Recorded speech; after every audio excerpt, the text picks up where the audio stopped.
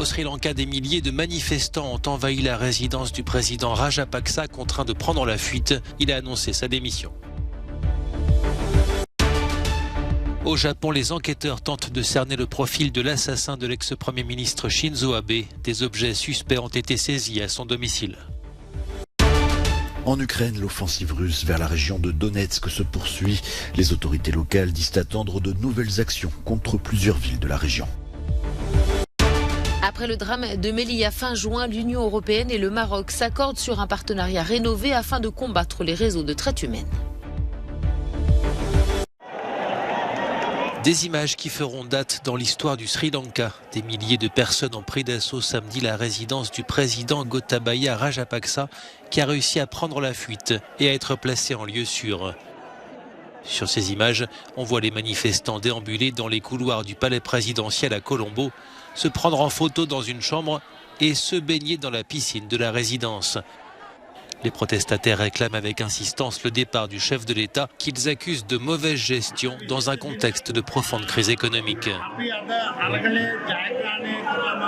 Je ne me trompe pas en disant que nous avons gagné la lutte aujourd'hui, dit ce manifestant. Nous nous sommes réunis en laissant de côté toutes les différences et nous avons encerclé la maison du président.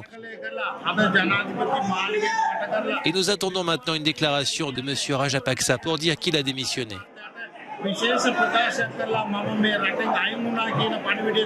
Une déclaration qui a fini par arriver. Le président du Parlement a annoncé que le chef de l'État avait pris la décision de démissionner dans 3 jours, le 13 juillet, afin d'assurer une transition pacifique. Également visé par les manifestants, le Premier ministre, dont la résidence a été incendiée après que ce dernier a proposé la formation d'un gouvernement d'union nationale. Cette colère populaire s'exprime alors que les Sri Lankais subissent l'inflation et de graves pénuries, notamment alimentaires. Beaucoup ne mangent pas leur faim. Il a reconnu avoir assassiné Shinzo Abe. Les motivations de cet homme apparemment sans histoire de 41 ans, ancien membre de la marine japonaise, demeurent floues. Aux enquêteurs, il aurait évoqué les connexions de l'ex-premier ministre japonais avec une organisation probablement religieuse qui serait à l'origine des difficultés financières de sa famille. Lors des perquisitions à son domicile, la police a saisi plusieurs objets artisanaux ressemblant à des armes à feu comme celles utilisées pour commettre son crime. Il s'est par ailleurs renseigné sur Internet sur le meeting de Shinzo Abe dans la ville de Nara. Le chef de la police locale a reconnu des failles dans la protection de l'ex-premier ministre. Je pense, dit-il, qu'il est indéniable qu'il y avait des problèmes avec les mesures de sécurité. Il est urgent que nous menions une enquête approfondie pour clarifier ce qui s'est passé.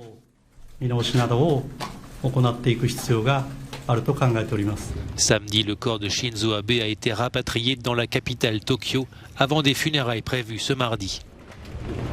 Shinzo Abe, décédé à 67 ans, était le dirigeant le plus connu sur l'archipel, après avoir régné pendant presque 9 ans, un record de longévité au pouvoir pour un Premier ministre japonais. Il est mort alors qu'il faisait campagne pour les élections sénatoriales qui avaient lieu ce dimanche, un scrutin particulier dans un Japon endeuillé.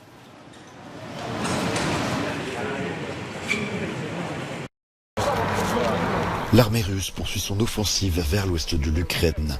Après 4 mois et demi de guerre, les bombardements s'intensifient encore.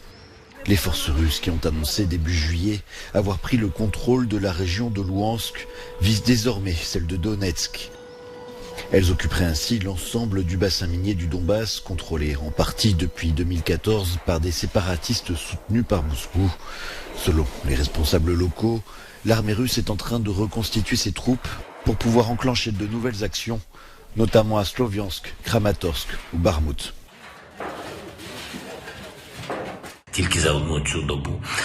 En une seule journée, la Russie a frappé Mykolaiv, Kharkiv, Kryvyi Rih, les communautés de la région de Zaporizhzhia.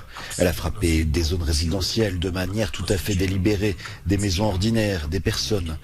Il y a des victimes, des morts, des blessés. Les frappes brutales de l'artillerie russe dans le Donbass ne cessent pas un seul jour, en direction de Sloviansk, Bakhmout, Avdiivka. De telles actions terroristes ne peuvent vraiment être arrêtées qu'avec des armes modernes et puissantes. Un appel à la solidarité des Occidentaux, entendu par le président du Sénat français en visite à Kiev ce samedi.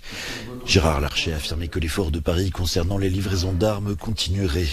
Mais alors que les Occidentaux tentent toujours d'apparaître soudés, la Russie organise une cérémonie de remise de médailles à ses soldats en territoire ukrainien. Le vice-ministre de la Défense s'est rendu quelque part dans la région de Louhansk. Une façon d'affirmer que ce territoire est sous leur contrôle, et pour un long moment. À l'aéroport de Budapest en Hongrie, malgré certains retards d'avion, le trafic de passagers est plutôt fluide et les performances restent bien meilleures que dans d'autres terminaux européens. Reste qu'ici, comme ailleurs dans le monde, le secteur aérien a été très impacté par la crise du Covid. Il compte 2,3 millions de travailleurs de moins qu'en 2019 et la main-d'œuvre restante fait de plus en plus souvent grève pour obtenir des augmentations de salaire. Nous sommes notamment confrontés au défi des sociétés d'assistance en escale. Elles sont toutes partenaires des compagnies aériennes. Ce sont elles qui s'occupent de l'enregistrement, de l'embarquement et du traitement des bagages, entre autres choses. C'est le cas ici en Hongrie, mais surtout à l'international, où la pénurie de main-d'œuvre est très importante, surtout concernant les bagagistes. Et bien sûr, si vous n'avez personne pour entretenir l'avion, il aura du retard. Depuis la levée des restrictions sanitaires dans de nombreux pays, les transporteurs font face à de nombreux défis pour répondre à une demande en forte hausse, principalement à cause de difficultés à recruter. La situation est notamment très chaotique au Royaume-Uni et pas seulement à cause de la pandémie. La situation est bien pire au Royaume-Uni à cause de la politique stupide du Brexit. Là-bas, ils ne peuvent plus recruter de jeunes Européens pour faire le travail que les Britanniques ne veulent pas faire. Je pense donc que les aéroports britanniques continueront à manquer de personnel et que nous souffrirons encore de nombreux retards dans le contrôle du trafic aérien dans les aéroports. Dans les aéroports parisiens, la situation semble à peu près sous contrôle. Les employés ont voté vendredi matin la levée de leur préavis de grève après avoir obtenu des revalorisations salariales in extremis avant le début de l'affluence des grands départs en vacances. L'Union européenne et le Maroc ont lancé ce vendredi un partenariat amélioré afin de combattre les réseaux de traite humaine. Objectif notamment contrer l'émergence de nouveaux modes opératoires extrêmement violents adoptés par les passeurs. L'accord a été scellé lors d'entretiens à Rabat entre la commissaire européenne aux affaires intérieures, le ministre marocain de l'Intérieur et son homologue espagnol. Nous devons nous féliciter des réunions tenues et des conventions signées pour expliquer nos travaux mutuels. Nous avons à cœur de gérer le dossier de la migration clandestine. Nous continuons à travailler en profondeur pour lutter contre les réseaux criminels qui utilisent la violence et exploitent les migrants.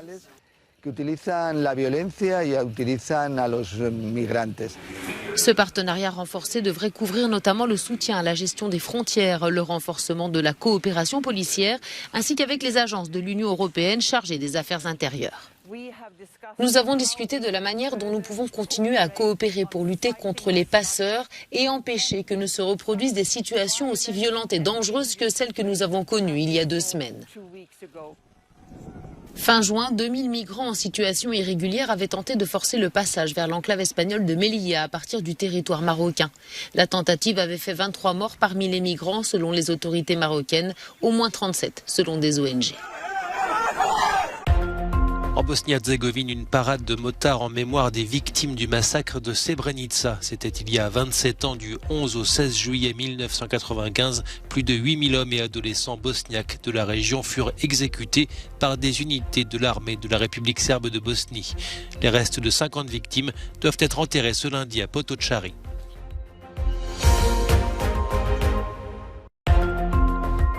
Un lac sans eau en Roumanie confronté à une grave sécheresse. Un nouveau témoignage des effets dévastateurs du réchauffement climatique.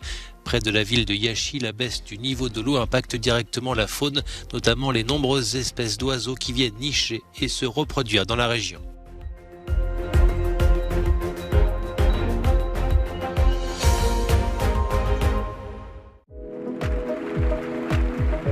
Elena Rybakina sacrée à Wimbledon, la joueuse kazakh de 23 ans a décroché le premier titre de sa carrière dans un tournoi du Grand Chelem face à Ons Jabeur.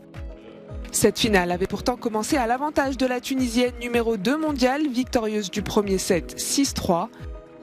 Mais Elena Rybakina, 23e joueuse au classement WTA, a su renverser la tendance et empocher les 2 derniers sets. Score final, 3-6, 6-2, 6-2.